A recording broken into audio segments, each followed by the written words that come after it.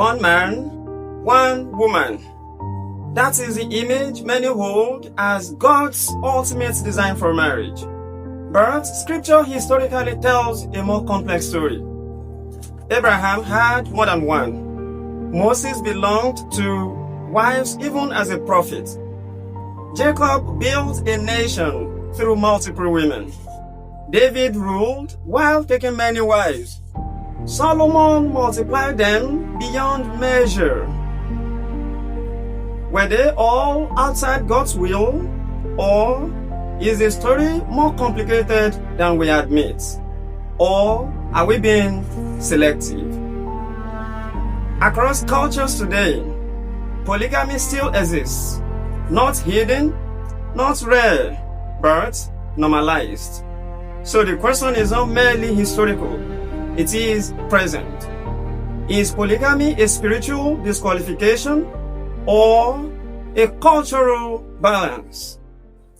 I am Adesina Ayantoyinbo. Welcome to Sacred Tensions, where faith meets reason. Marriage is not just a personal choice. It is theological, cultural, moral. Across societies, it has taken different forms. Monogamy, one man, one woman. Polygyny, one man, multiple wives. Polyandry, one woman, multiple husbands. Some cultures embrace one form and reject another entirely. Some religions permit under conditions, others prohibit absolutely. But beneath all of this lies a deeper question. What defines what is right for marriage? Divine intention, cultural necessity, or evolving human understanding and reality? The deepness of polygamy. Polygamy is not one uniform practice. It is in definitions of polygyny and polyandry. Polygyny, the most widely practiced, is common in parts of Africa, the Middle East, and some traditional societies. Polyandry, far less common, exists in certain regions like parts of South Asia and Tibet, often shaped by economic or environmental realities. Interestingly, many cultures that accept polygyny strongly reject polyandry. Why? Is it biological, social, or simply inherited norms embracing patriarchy? Scripture and silence.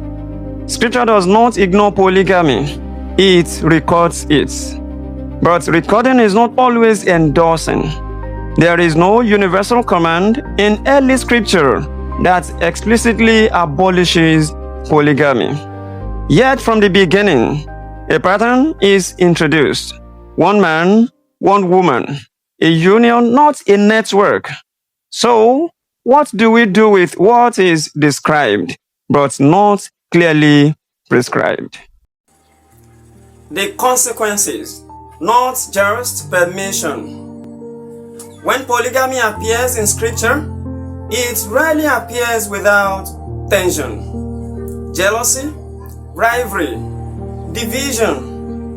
Sarah and Hagar, Leah and Rachel, the fractured households of David, the spiritual decline of Solomon. It raises a quiet possibility. Could something be permitted and yet carry consequences that reveal it was never ideal? Culture and benefits. In some societies, polygyny is not merely a desire, it is structure. It can provide for widows, sustain lineage, reflect social status, address demographic realities. In some arguments, it is even said polygyny reduces adultery because instead of secrecy, there is structure. Instead of betrayal, there is acknowledgement. But does regulation equal righteousness? Does polygamy truly curb adultery? Are there cases of adultery linked to polygamists? The gender tension. Here lies a difficult question. If polygamy is removed entirely, what happens to the imbalance? In some societies, there are more women seeking marriage than men willing or able. So the argument emerges: does strict monogamy leave some without partnership? And if so, is polygyny a cultural solution? But then, another question rises: why is polyandry not always considered as a balancing option too? Why is the solution often one man with many women and not the reverse? Is this theology or tradition shaped by power? Church and disqualification. In many Christian communities today, polygamy is not just discouraged, it is disqualifying. A polygamist may be denied leadership, be restricted from certain roles, in some cases, even excluded from Holy Communion. The reasoning often comes from New Testament instructions. A leader must be the husband of one wife. But here, another tension emerges. Is that standard for leadership or for all believers? And if it is for all, why was it not explicitly enforced earlier? So, what are we really dealing with? A moral issue, a cultural system, or a progressive unfolding of understanding and reality? Can something be culturally stabilizing and still spiritually limiting? Can something reduce one wrong and yet introduce another? Order or adaptation. Perhaps the question is not simply, is polygamy right or wrong? But what does it reflect? Does it reflect God's original design, human adaptation to circumstance, or a tension between both? Because Scripture often reveals not just ideals, but realities. Yet, not all realities are the standard.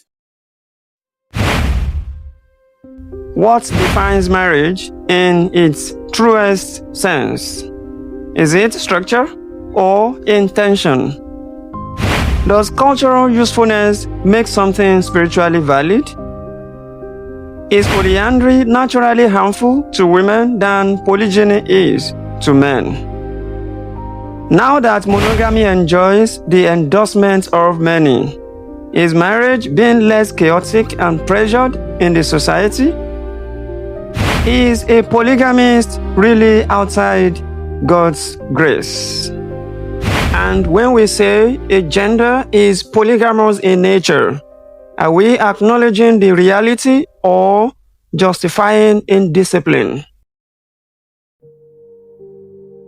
The tension remains between design and deviation, between culture and conviction, between what works and what aligns. Polygamy may answer or generate certain problems, but does it reflect fullness of what marriage was meant to be? Or does it reveal how humanity adapts when reality becomes complex?